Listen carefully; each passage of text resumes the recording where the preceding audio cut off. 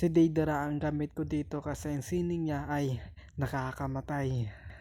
At si Rockly umikot na parang buhawi, kaya sa akin nakabawi. Pero hindi naman ako tanga para hindi gumanti. Kaso si Shikamaru at si Niji ay natamaan ng explosion na nakamamatay, kaso nga lang pati ako damay. Kaya yung isa na lang explosion ang ginamit para ang laban maging malupit.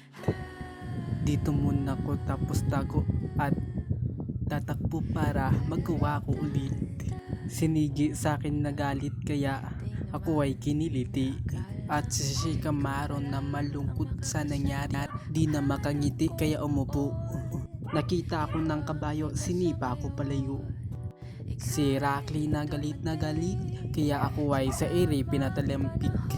Pati si Shikamaru ng trap kaso di nila kaya ko. Naman yung eksena kaya yung dalawa nakahiga. Natulog pagkatapos lalakad kaso nakakapagod kaya ako ay lumipad para makarating sa pupuntahan na dapat mapuntahan. Ang kaso si Niji sa akin ay excited. Si Shikamaru ang bala sa trap para mapagtulungan ako at muntik nang magawa yung plano. Buti na lang ako ay matalino. Kaya hanggang ngayon buhay pa ako dito. May dinukot sa bulsa at inilabas. Si Shikamaru aking dinadali kaso nakalimutan ko di pala ako malakas. Kaya dito aking tatapusin ang palabas. Kaya yung buhay ng kabayo ay nagwakas. Nakakapagod talaga maglakad sobra.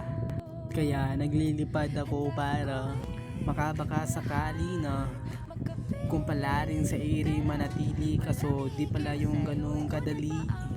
Kaya aking inulit muli. Ayun, natikman ko rin ang tamis ng ngiti. Si Shikamaru nabuhay tapos ay hinampas ni Kisame. Pinilit na manalo kaso di kaya.